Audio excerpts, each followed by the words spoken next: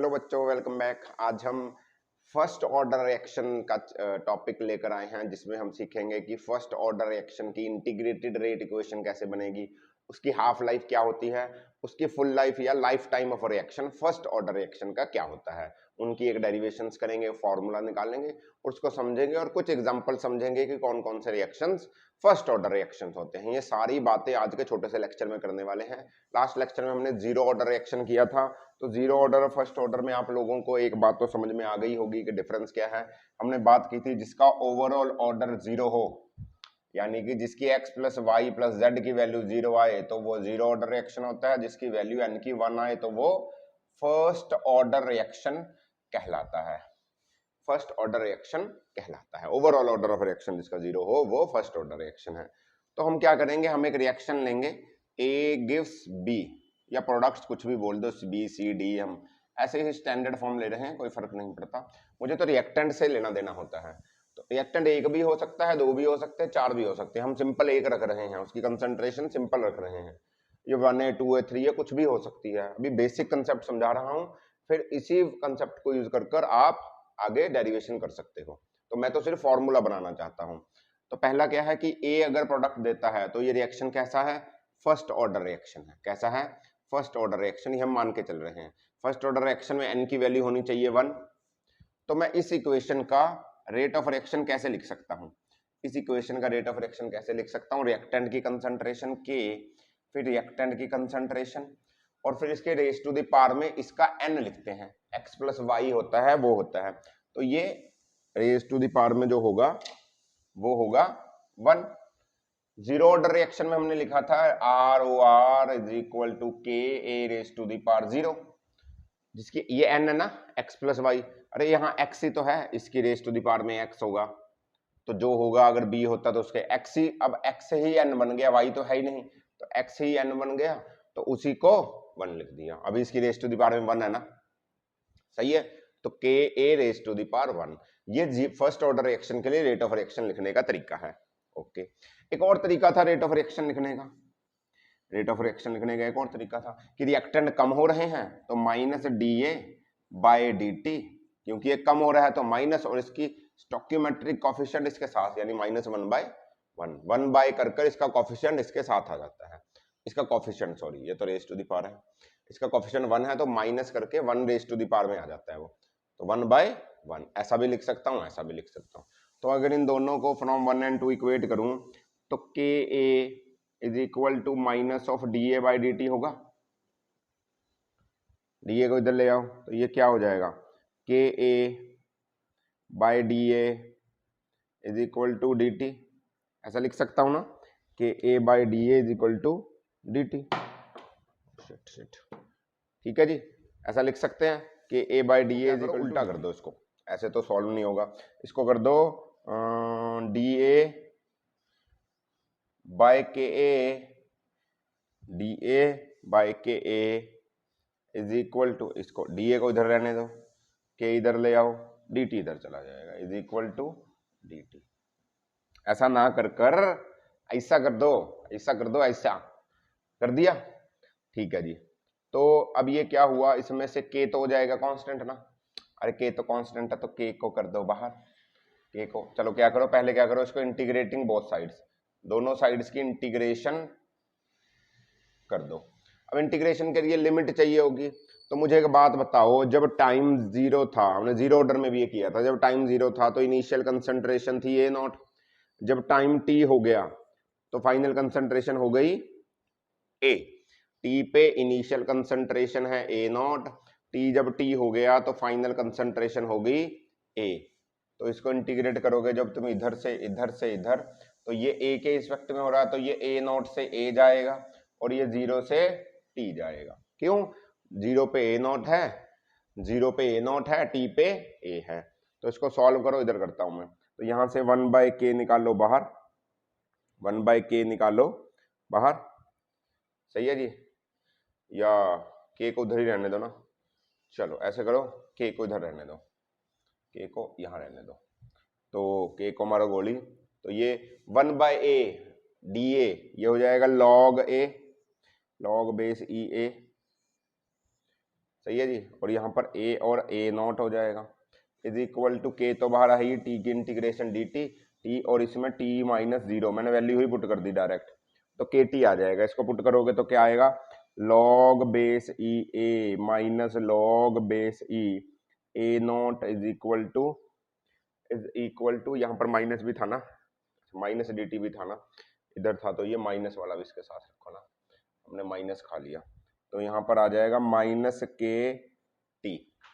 इसको सही करके लिखना चाहते हो तो के टी को उधर ले जाओ, इसको उधर ले जाओ तो क्या बनेगा K T is equal to log base E A not minus log base E A, log base E E not is equal to log, या इसको इधर करके लिख दो इनको log E A is equal to log base E A not plus minus minus of के T. क्या किया, कुछ नहीं किया, इसको प्लस को उधर ले गया तो प्लस आ गया, हो गया माइनस का माइनस रह गया तो ये बन गया। तो ये क्या बन गया, ये बन गया। अब क्या करो, इसको चेंज करने के लिए अगर तुम चाहोगे कि ये तो लॉग बेस ई है, हमारे पास तो लॉग बेस ई की वैल्यू नहीं होती, हमारे पास जो वैल्यू होती है वो होती है किसकी, लॉग बेस 10 की।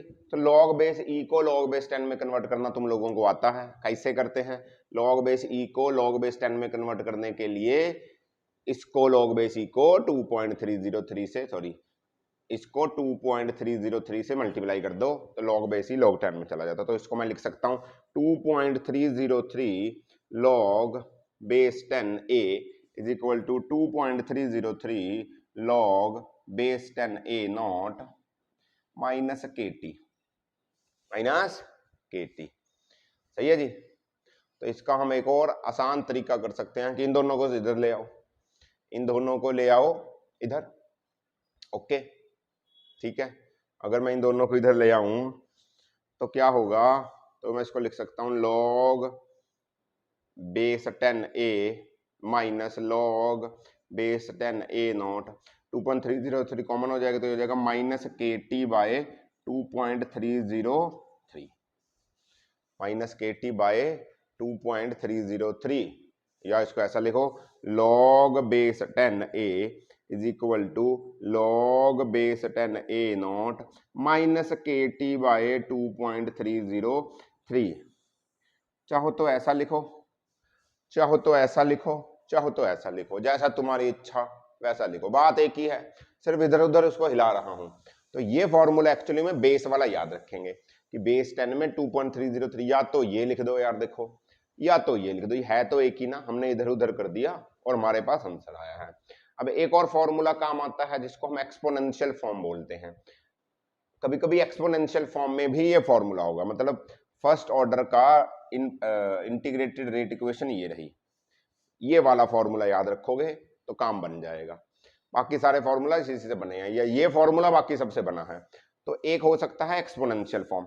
एक्सपोनेंशियल फॉर्म कैसे करेंगे वो भी समझ लो, एक्सपोनेंशियल फॉर्म कैसे होती है वो समझ लो, कैसे करेंगे एक्सपोनेंशियल फॉर्म को एक बार उसको भी चाहो तुम क्या कर सकते हो, यहां से t की वैल्यू भी निकाल सकते हो इस वाले फॉर्मूला से। इसको इधर ले जाओ, माइनस होगा, ये माइनस होगा तो इसका साइन बदलो, माइनस माइनस कर जाएंगे तो पॉजिटिव हो जाएगा। तो t का फॉर्मूला जो आएगा वो आएगा 2.303 log base 10 a not by a। ये फॉर्मूला भी याद रखना, ये फॉर्मूला भी याद रखो। कैसे आया, कुछ नहीं किया, इसको इधर ले गया, करके तो ना दिखाऊं ना, कर लोगे, टी का इसी से निकला यार। ये फॉर्मूला याद रखो, ये सारे फॉर्मूला याद रहेंगे, समझ रहे हो आप। अगर ये वाला फॉर्मूला याद रखोगे तो कुछ भी निकाल सकते हो। हमें टी निकालने को बोल दिया जाता है तो यहां से ऐसे निकाला जा सकता है। तो मैं एक्सपोनेंशियल वाले फॉर्मूला की बात कर रहा था, तो तुम्हें पता होगा कि अगर मैं log base e x is equal to y होता है, अगर मैं लॉग बेस ई एक्स लिखूं, वाई के इक्वल है, होता है क्या, अगर लॉग का एक्स इसका बेस ही वाई के इक्वल है तो मैं एक्स को e raise to the power y लिख सकता हूं, तो मैं एक्स को e raise to the power y लिख सकता हूं, कोई दिक्कत नहीं। तो हमने एक स्टार्टिंग में एक फॉर्मूला लिखा था, इसको रब कर रहा हूं मैं, स्टार्टिंग में हमने लॉग बेस ई वाला फॉर्मूला लिखा था, वो दोबारा लिखता हूं मैं। लॉग बेस ई वाला फॉर्मूला लिखा था, वो था log base E A minus log base E A not is equal to minus of के टी, यही था, माइनस ऑफ के टी था, यही था ना, याद है, स्टार्टिंग में लिखा था अभी अभी। तो इसको मैं ऐसा लिख सकता हूं log base E A by A not is equal to minus of के t. Log A minus log B is equal to log A by log B. सही है। तो ये इस जैसा नहीं लग रहा तुम्हें, लॉग बेस ई और x यहां पर है a बाय ए नॉट और ये है आपका y, ये है आपका x। तो अगर log base e x Y के इक्वल होता है तो x को यानी कि a बाय ए नॉट को मैं क्यों ना e raise to the power K T लिख दूं। सही लिख सकता हूं ना। ये तो मैथ का फॉर्मूला है, मेडिकल वाले बच्चों को नहीं समझ में आ रहा होगा, नॉन मेडिकल वालों को भी नहीं समझ में आ रहा होगा, वो सोच रहे होंगे सर कहां से आ गया, कईयों को आ रहा होगा, बहुत रेयर को, बट याद कर लो इसका फॉर्मूला मैथ्स में होता है, फिजिक्स में काम आता है। तो मैं यहां से a is equal to A not E raise to the power minus K T, एक और इंटीग्रेटेड फर्स्ट लॉ की, फर्स्ट ऑर्डर ऑफ रिएक्शन की ये एक्सपोनेंशियल फॉर्म होती है। ये कौन सी फॉर्म है? एक्सपोनेंशियल। तीन फॉर्मूला आए तुम्हारे पास यार, एक तो ये वाला आया, एक तुमने निकाला था t is equal to 2.303 log base 10 A naught by A, दूसरा फॉर्मूला। एक तुमने फॉर्मूला निकाला था log base 10 A not minus log base 10 A is equal to k T by 2.303। ये तीन फॉर्मूले याद रखो, इन्हीं से सारा कुछ बनता है। 1 2 3 मोटी मोटी सी बातें हमने ये करी है। अभी तक हमने क्या किया, तीन फॉर्मूले इंटीग्रेटेड रेट लॉ के फर्स्ट ऑर्डर रिएक्शन के लिए तीन अलग अलग निकालने हैं। अलग अलग क्या, तीनों है तो एक ही फॉर्मूले यार, इसी फॉर्मूला से सारा डिराइव कर इससे ये फॉर्मूला बना 1 2 3 4, इसी से ये सारा कुछ बना दिया। इसको एक्सपोनेंशियल फॉर्म बोलते हैं। ये नॉर्मल है, यहां से टी, इसी से टी निकाल सकते हो। तो ऐसे कर कर आप कोई भी वैल्यू निकाल सकते हो। अब हम बात करेंगे, जैसे फर्स्ट जीरो ऑर्डर में हमने बात करी थी हाफ लाइफ की और फुल लाइफ की, ऐसे ही हम फर्स्ट ऑर्डर में भी हाफ लाइफ और फुल लाइफ निकाल लेंगे। वैसे same to same ditto half life और फुल लाइफ का या लाइफ टाइम ऑफ रिएक्शन का एक फॉर्मूला बनाएंगे। बनाए, करें स्टार्ट। ओके ठीक है जी। तो हाफ लाइफ और फुल लाइफ का फॉर्मूला कहां से बनेगा? अच्छा तुमने ये फॉर्मूला पढ़ा होगा, t इज इक्वल टू 2 अभी तो लिखा था मैंने 2.303 log base 10 A naught by A, ये पढ़ा था ना, अभी लिखा था। अच्छा के तो नहीं लिखा ना, इसमें के भी तो होता है ना।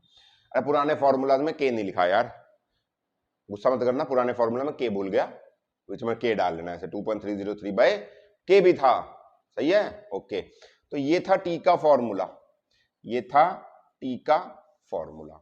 अब याद करो हमारे पास रिएक्शन था A gives B, A gives B, हमने बोला इसकी इनिशियल कंसंट्रेशन है ए नॉट।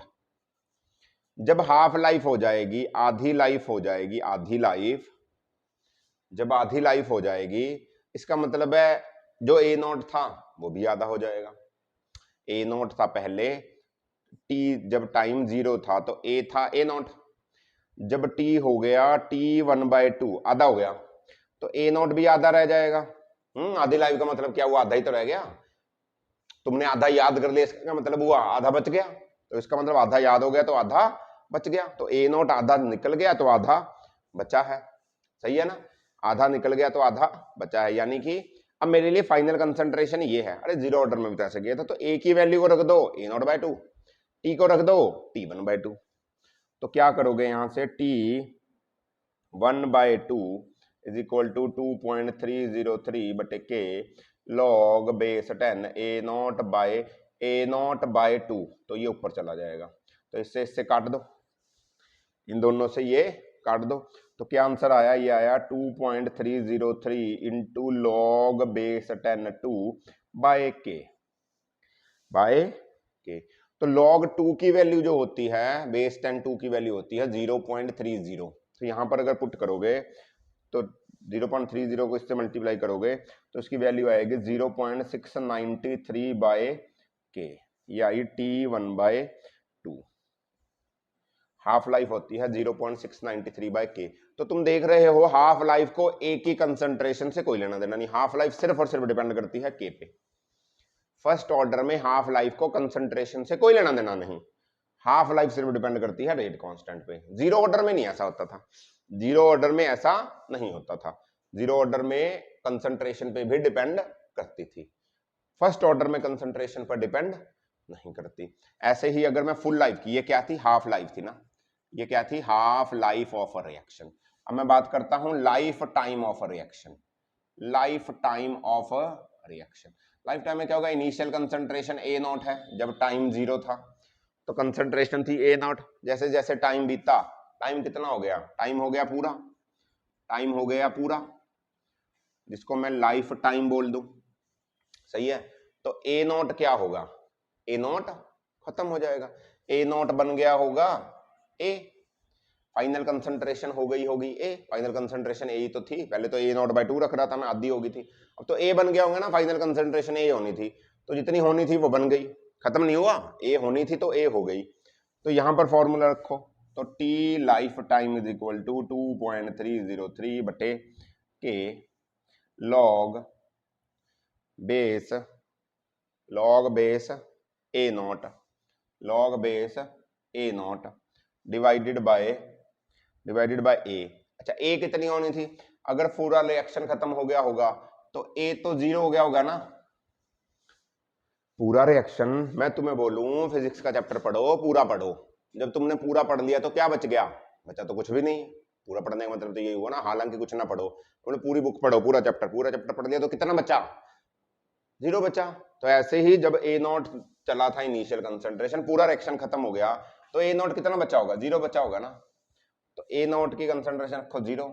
अब ए नॉट बाय 0 इसी की भी रेस टू डिवाइडेड बाय 0 होगा तो वो हो जाएगा इन्फिनिटी, तो ये हो जाएगा 2.303 बटे k log of infinity, log of infinity, log of infinity, infinity, infinity को किसी से मल्टीप्लाई कर तो आंसर आएगा इन्फिनिटी। यानी कि life time of a reaction for a first order reaction is infinity. इसका क्या मतलब हुआ, इसका मतलब ये हुआ कि जो फर्स्ट ऑर्डर रिएक्शंस होते हैं ना, वो जिंदगी में कभी भी खत्म नहीं होते, कभी भी खत्म नहीं होते, पूरे समय के दौरान, मतलब पूरी लाइफ के दौरान वो चलते ही जाएंगे, कभी खत्म नहीं होंगे। हाँ 99.9% खत्म हो जाते हैं, बट कभी भी 100% नहीं होंगे, कभी भी 100% खत्म नहीं होंगे, 100% के पास पहुंच जाएंगे।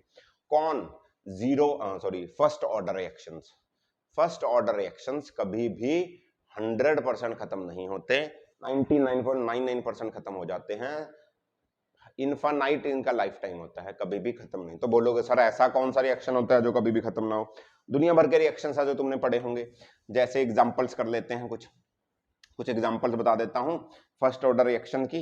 न्यूमेरिकल्स इसके अगले लेक्चर में करेंगे, आज सिर्फ थ्योरी करते हैं, अगले लेक्चर में इसके कुछ न्यूमेरिकल्स करेंगे, बैक टू बैक प्रीमियर्स में अगले लेक्चर में इसके न्यूमेरिकल्स लेकर आएंगे। आज न्यूमेरिकल्स करोगे तो लेक्चर लंबा हो जाएगा, और लंबा लेक्चर तुम लोग देखते नहीं हो, तो आज हम एग्जांपल्स बता देते हैं कि कौन कौन से रिएक्शंस होते हैं जिसमें फर्स्ट ऑर्डर रिएक्शन जिनका ऑर्डर होता है।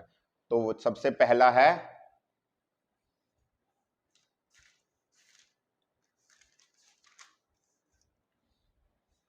Growth and decay of bacteria, growth and decay of bacteria.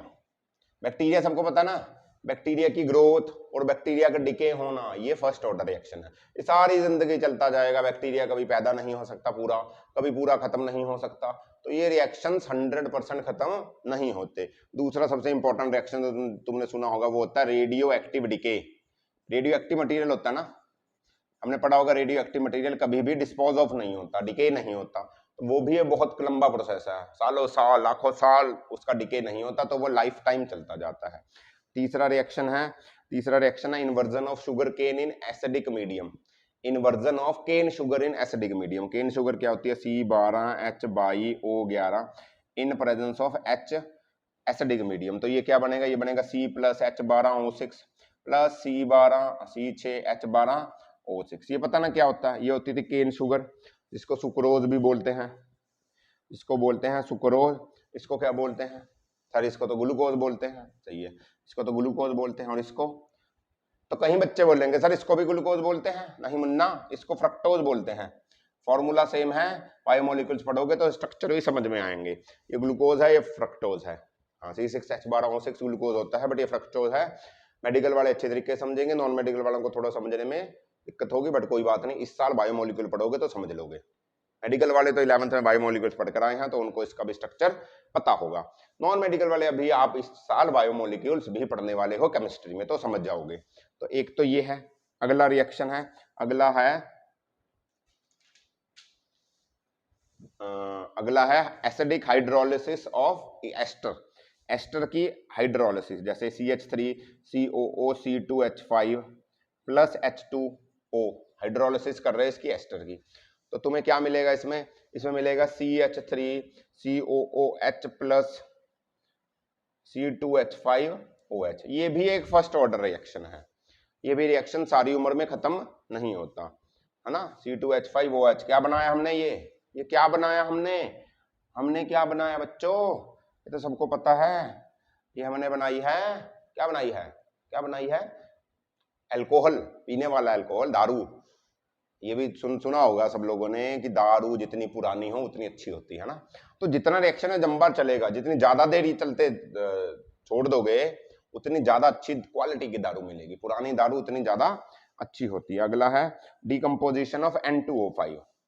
N2O5 की डिकम्पोजिशन जो होती है वो भी NO2 और O2 दे देगा, इसको बैलेंस करने के लिए 2 2 ये कर दो। N2O5 की डिकम्पोजिशन भी फर्स्ट ऑर्डर रिएक्शन है। एक डिकम्पोजिशन है H2O2 की, हाइड्रोजन पेरोक्साइड की डिकम्पोजिशन भी फर्स्ट ऑर्डर रिएक्शन ही है। तो ये कुछ रिएक्शंस हैं जिनकी ऑर्डर फर्स्ट ऑर्डर है, जिनका ऑर्डर फर्स्ट ऑर्डर है, तो आप समझ पाओगे। देखो डिके तो समझते हो रेडियो एक्टिव का, ये रिएक्शंस भी सारी उम्र में खत्म नहीं होते, चलते जाएंगे। दारू बनाने का प्रोसेस जितने ज्यादा देर छोड़ोगे ऐसे थोड़ी दारू बननी बंद हो जाएगी, अच्छी बनेगी है ना। अच्छा टेस्ट होगा सर, मीठी होगी? नहीं, मीठी नहीं होगी, अच्छी क्वालिटी की होगी, फाइन ब्लेंडेड विस्की जिसको आप बोलते हो, ब्लेंड ज्यादा अच्छी तरीके से होगी। नशा ज्यादा करेगी सर? नहीं, नशा ज्यादा नहीं करेगी, अच्छी क्वालिटी की होगी, नशा कम करेगी। सही है जी, ओके। तो इसके बारे में हम ज्यादा केमिस्ट्री में पढ़ेंगे आगे चैप्टर्स में। अल्कोहल हमारे पास चैप्टर आने वाला है, तब उसकी बात करेंगे। अभी छोड़ो इसकी बातें, इसकी बात पुरानी। हम मिलेंगे अगले लेक्चर में और इसको समझेंगे, कुछ इसके न्यूमेरिकल्स और शायद इसके कुछ ग्राफ्स के बारे में समझाऊंगा। तो तब तक पढ़ते रहिए, एंजॉय करिए। ऑल द वेरी बेस्ट बच्चों, बाय बाय।